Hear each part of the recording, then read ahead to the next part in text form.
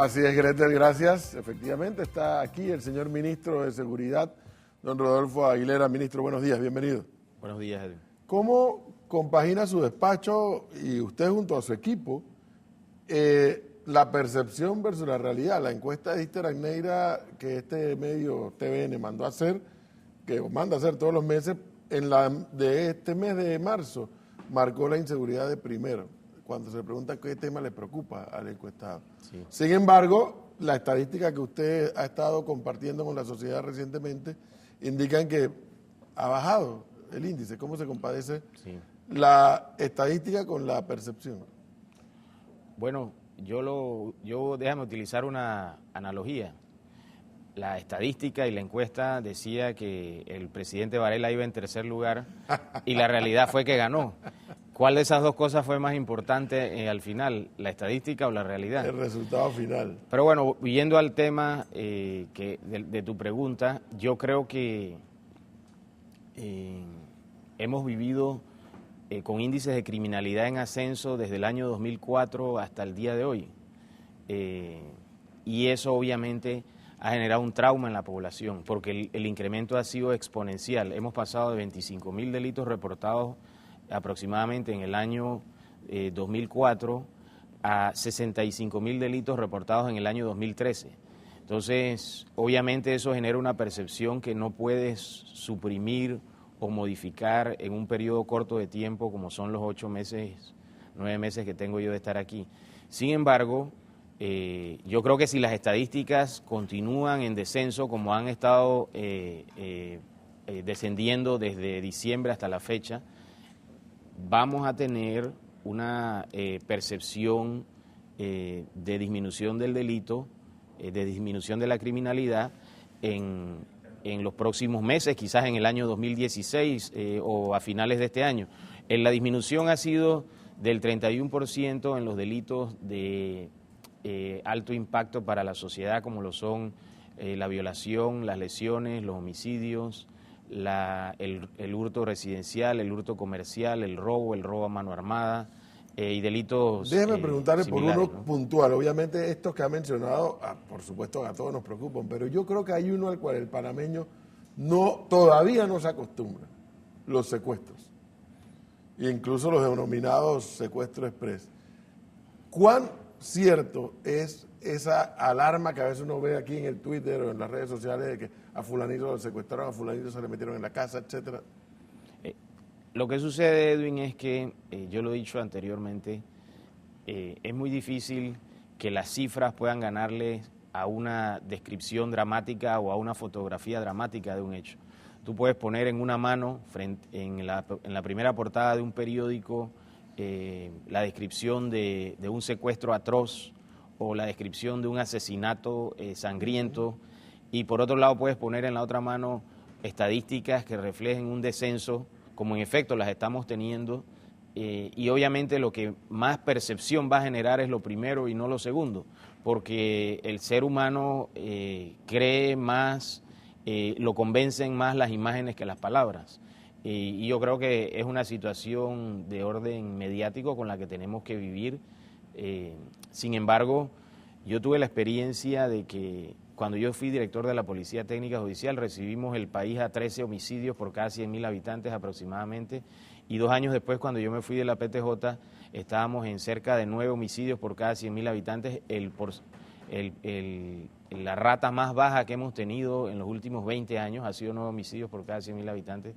Y luego de 2 años la gente expresaba su conformidad con el descenso que se había producido y había una nueva percepción. Incluso en San Miguelito recuerdo que la gente decía que se sentía más tranquila, que ya se sentía. Obviamente toma tiempo. La percepción sigue a la realidad, pero hay un efecto de rezago, ¿no? Pero, ministro, ¿qué capacidad tiene? Y es que de verdad que a mí sí me preocupa, porque soy un panameño más, todos aspiramos a vivir en una sociedad tranquila. Y obviamente hay un componente. La semana pasada vimos cómo oficiales de la Policía Nacional eran parte de una banda. Entonces uno dice, ver la noticia, y yo entiendo lo que usted me está diciendo, enfrentar la situación mediática, ver la noticia del robo, del asalto, del secuestro, Pero al mismo tiempo vemos la noticia de que oficiales, obviamente no voy a decir que son todos, pero el hecho que haya uno de la policía involucrado en una banda nos pone las luces de alerta a todos, ¿no? Claro, pero yo creo que lo importante es que quede claro que quien detectó este hecho fue la policía. La misma policía. Quien le dio seguimiento en compañía de los fiscales fue la propia policía. Mientras se dio ese seguimiento, la información no se filtró a los miembros de la policía que estaban siendo vigilados o investigados. De manera que eso demuestra que la policía tiene la capacidad de autolimpiarse, de autodisciplinarse. Eso es que por eso se lo y yo creo que eso es lo importante, porque siempre vas a encontrar en las entidades policiales corrupción, porque por la naturaleza del trabajo del policía, el maleante, el primer funcionario público al que trata de corromper es al policía. Ahí quería llegar exactamente, ministro, y por eso quiero escuchar la opinión del principal rector, luego del presidente de la República, de este tema de la seguridad pública, justamente. Ayer estuvo aquí, ahora a partir de hoy, nuevamente comisionado de la policía, él dice que no va a regresar, Roberto Yudry, y nosotros le preguntábamos a Roberto Yudry, porque a mí me preocupa, ministro, que Panamá caiga en el estado fallido en donde está cayendo México, y en donde por mucho tiempo, y fíjate la cantidad de vidas que le costó a Colombia el estado fallido, en donde la delincuencia, justo usted lo acaba de decir, una de las primeras cosas que penetra son los servicios de seguridad pública. Así es. Roberto Yudry hizo un análisis, un breve análisis, un comentario sobre la situación de la policía. Déjeme compartírselo para ver qué opina usted de eso. A ver si el director nos lo recuerda. El presidente Torrijos tomó una decisión, para mí muy valiente, de nombrar a un uniformado de la institución. ¿Qué le parece este comentario de Roberto Yudry? Yo coincido con él en el sentido de que es positivo tener a un policía dirigiendo la policía, porque en el caso particular mío lo he vivido. Yo trabajé con Omar Pinzón cuando fui director de la Policía Técnica Judicial, y él era un funcionario operativo y táctico. Ahora, como director de la policía, él tiene toda esa experiencia como operativo, incluso tiene la posibilidad de desdoblarse. Él está en la parte gerencial, pero cuando se necesita él va al campo y trabaja en el área operativa. Yo creo que un director civil no tendría esas características. Pero déjame, si me permite, Edwin, claro, quiero revisar algunas de las cifras. Tenemos al día de hoy, pedí la cifra ayer, 32 homicidios menos que el mismo periodo del año anterior, es decir, de enero al día de hoy del año anterior.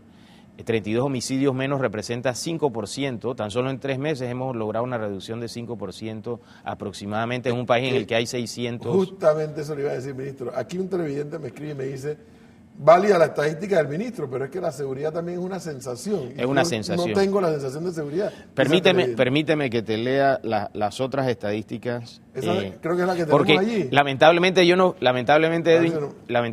Edwin, yo no puedo traerte una imagen de la no comisión de un delito. Sí, entonces, me toca traerte las estadísticas. Ni tampoco podemos tener un policía para cada ciudadano que nos esté cuidando. Esa estadística es la que usted hace referencia. Correcto. Tenemos en números absolutos 36 homicidios menos. Bueno, me han puesto la cifra de ayer que no la tenía y eso ha incrementado para mejor la cifra.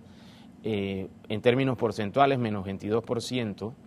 Esto es solo homicidios. Solo homicidios. En marzo en marzo hemos tenido la disminución más dramática. Marzo del año pasado a esta fecha 57 homicidios, marzo de este año a esta fecha 29 homicidios, pero es algo que ya venimos viendo desde diciembre. Y te leo las estadísticas de los otros delitos. Lesiones personales, el año pasado 614, este año 569. Me refiero al periodo pues de enero-febrero. Robo a mano armada, 1.116 el año pasado, 1.011 este año. Robo simple, 445 el año pasado versus 372 este año. Robo a local comercial, 97 el año pasado, 80 este año. Hurtos, 3.439 el año pasado, 2.655 este año. Hurto y robo a residencia, 217 el año pasado, 195 este año. hurto y robo de auto, 1.167 el año pasado, 152 este año. Violación carnal, 126 el año pasado, 114 este año. El único que muestra un incremento es el delito de lesiones, el delito de violencia doméstica, que como hemos dicho estamos en el proceso de adquirir un sistema de brazaletes de GPS y monitoreo de casos para de los denunciados. Como medida cautelar. Pero, ministro, nuevamente, de protección a las víctimas. La estadística, los números son fríos y son los que son. Lamentablemente Si ha bajado, son fríos. Si ha bajado la delincuencia estadísticamente hablando en los 3 primeros meses, estamos hablando de los 3 correcto, primeros meses, 3 primeros meses. del año 2015, ¿por qué el panameño tiene la sensación de que no está seguro? Porque la percepción normalmente llega con posterioridad al cambio de la realidad. Y eso significa que tenemos que tener una disminución de los índices de delincuencia por un periodo largo de tiempo para que entonces la percepción de la gente cambie. Ahora, déjame decirte algo, hay quienes han propuesto quienes lo han propuesto creo que lo han hecho de buena fe, que nuestras estadísticas son falsas. Que hay un subregistro, dicen algunos. Las estadísticas del Sistema Integrado de Estadísticas Criminales son estadísticas falsas. Yo invito a cualquier persona que tenga información a ese respecto a que nos suministre la información para nosotros procesar disciplinaria y penalmente a quien toque procesar. Usted sabe un problema de percepción. Por ejemplo, la cumbre de presidentes es dentro de 2 semanas. Y se nota en la calle ya una presencia policial fuerte. ¿Por qué tenemos que esperar que llegue la cumbre? La presencia policial fuerte la tenemos desde noviembre del año pasado. Pero la gente no percibe eso. Hemos movido, más, de hecho, después, en horas de la tarde, a veces uno no ve policía por ninguna parte. Hemos movido unidades de policía del Senan y del Senafrón a áreas de baja intensidad policiales para utilizar unidades de policía en áreas de calor dentro de la ciudad, y eso es una de las cosas que ha funcionado. Otra de las cosas que en mi opinión está funcionando es Barrios Seguros, quizás un poco mal entendido el programa, es un programa que busca rehabilitar y entrenar vocacionalmente a jóvenes en situación de conflicto con la ley, lo cual es muy difícil. Tenemos unos porcentajes de fracaso y de deserción importantes, casi el doble de los porcentajes de deserción y fracaso que se tienen en la educación normal del Ministerio de Educación. Sin embargo, el porcentaje de éxito nos permite lograr disminuciones en los índices de criminalidad importantes en áreas rojas de la ciudad. ¿Por qué se están dando situaciones, yo no sé si se daban antes o no, en apartamentos? Usualmente uno escuchaba que era más fácil que los ladrones entraran a las residencias unifamiliares. Pero de un tiempo a esta parte se está escuchando que se meten a los apartamentos. Sí. ¿Qué estará pasando allí? Bueno, el modus operandi que hemos detectado es que alquilan un apartamento en el edificio o en el conjunto cerrado, cuando es un conjunto cerrado residencial, hacen inteligencia durante cierto periodo de tiempo y descubren pues qué familias son las que tienen casa en la playa, cuándo viene un puente largo. Entonces en un mismo día dan un golpe a uno o a veces a varias unidades residenciales en el mismo condominio, y lo que toca en este caso es que las familias se inscriban en el programa de vecinos vigilantes, de manera que las familias que quedan cooperen con las familias que... Ministro, hay un tema... Y que las familias pues obviamente dejen sus casas, sus residencias protegidas cuando se retiran, y que estén en contacto con el policía comunitario. El presidente ha dicho que él quiere un policía que sea amigo de la comunidad, y para eso existe la unidad de policía comunitaria. Muy delicado, y no sé si podrá respondérmelo, pero es un tema muy delicado que quisiera saber si es verdad o es mentira o si está exagerado.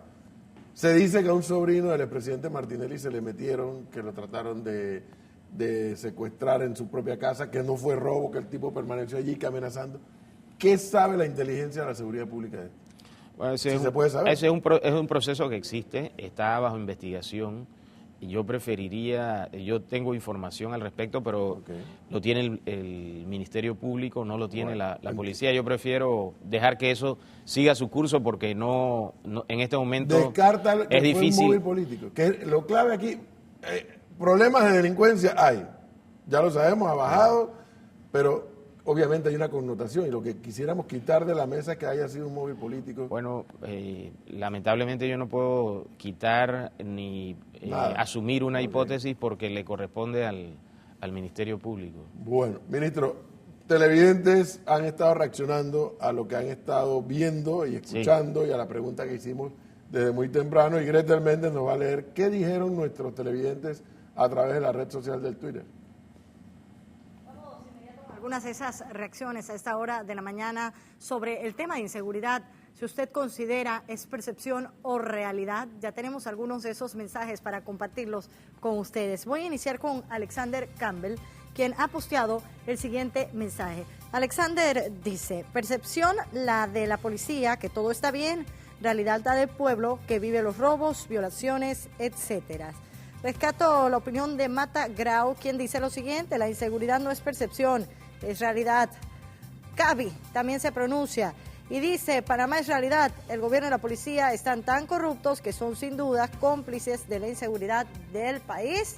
Y brevemente voy con otro mensajito de Leonel Robleto, dice, es una realidad que a todos nos afecta y que solucionaremos si todos nos unimos, gobierno y sector privado. Como ve, diversas opiniones se generan por el tema de la seguridad. Voy a regresar con usted, profesor. Gracias, Gretel. De igual forma, ministro, en la calle preguntamos a la gente qué sentía, qué percibían con este tema de la seguridad o de la inseguridad, cómo se sienten. A ver si nos ponen cómo reaccionaron la gente en la calle sobre el tema. Bueno, la seguridad hay que meterle mano. Primero, porque no podemos generalizar. Sabemos que existe lo bueno, lo malo y lo feo. Pero en esto hay que tener mucho discernimiento. Yo fui víctima. En este momento hay bastante seguridad en las calles y estamos viendo buen movimiento policial. Muy mala, mi amor. Muy mala, hay peligro en la calle. Roban todos los días, 24 horas, de día y de noche, y en esta calle más. Fatal. Fatal porque aquí de verdad no hay una seguridad de ninguna manera. Si tú puedes ver, hay un guardia a cada 3 kilómetros, o sea que no hay una seguridad estable ahorita mismo en este país. La solución puede estar en que el gobierno ponga más mano fuerte y deje de estar de manito agarrada con los maleantes, porque prácticamente eso es lo que yo entiendo. Si yo tengo un hijo que es maleante, bueno, vamos a agarrarlo entre todos, yo lo voy a poner donde tiene que estar y que conviertan esa isla, porque en el libro de la sabiduría también dice que nunca un preso tenía que estar en la sociedad, tenía que estar aislado.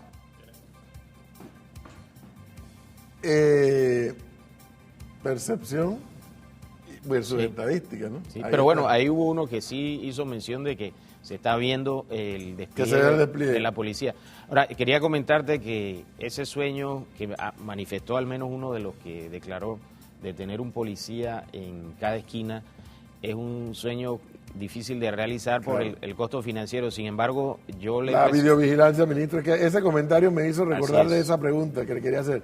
El programa de videovigilancia, ¿continúa? No está en el plan de gobierno. Yo le planteé la idea al presidente de poner una cámara en cada esquina, una cámara de videovigilancia, una cámara inteligente que pueda captar una placa que está siendo perseguida en un vehículo, que pueda captar un rostro algún más buscado, o que pueda captar la ocurrencia de un delito. Y el presidente me ha dicho, bueno, demuéstrame que es costo efectivo, demuéstrame que va a producir resultados, que ha producido resultados en otros países. Y yo estoy en ese proceso. N cantidad de ciudades, ministro, y mucho más compleja que la nuestra, y tienen estos sistemas de videovigilancia. Yo he tenido la oportunidad de estar en la ciudad de Nueva York con el comisionado de policía de Nueva York, revisando el complejo del centro de comando y control y las cámaras de videovigilancia, y ellos sí le atribuyen parte del éxito de la policía de Nueva York al sistema, porque puedes perseguir un vehículo a través de las cámaras de video, puedes perseguir a un individuo y puedes producir un video. A ver, ministro. Puedes editar un video desde que el delincuente sale de su residencia hasta que comete el delito y luego entregarle eso como prueba a los tribunales. Lo que no va a ocurrir es que el Estado no está en capacidad de ponernos un policía para que nos cuide a todos. Eso no va a ocurrir, ni aquí ni en ningún Estado del mundo. Sí. Y por eso se hace uso de la tecnología y me sorprende que sea objeto de debate, porque si es objeto de usted debate. lo menciona, hay N cantidad de ciudades del mundo sí, es objeto donde la de, videovigilancia en algunas ciudades no produjo ningún efecto. Si mal no recuerdo, en Baltimore no produjo ningún efecto. Quizás algunos dicen que la razón por la que no produjo ningún efecto es porque las cámaras no estaban visibles y no producían ese efecto disuasivo, sino que las cámaras estaban ocultas y entonces no generaban pues ese fin preventivo que es uno de los fines de este sistema de videovigilancia. Déjeme cambiarle el tema, ministro. Cuando muchos aquí pensábamos que el tema de Coiba ya había terminado una parte de la historia en cuanto a islas penales, el gobierno del presidente Varela, con usted en el Ministerio de Seguridad, nos informa ahora que retomamos esa idea. Isla Coco. Bueno, ¿cómo es? ¿Isla Coco o Punta Coco? Punta Coco. Punta Coco. Lo que sucede es que cuando tenemos a un delincuente de alta peligrosidad que tiene derecho a visitas, que puede recibir visitas de 8 a 3 de la tarde, que emplea esas 7 horas recibiendo y despachando, te enfrentas a una situación de que esos delincuentes de alto perfil quedan dirigiendo sus organizaciones desde los centros penitenciarios. Cuando te enfrentas pero al hecho, para pocos al hecho de que... es un bien del Estado como una isla dedicársela a eso. No una isla, solamente una sección de una base naval. Y allí irán, aquí hay una base naval. Ahí hay una base del Servicio Nacional Aeronáutico. Y allí irán los de alta peligrosidad.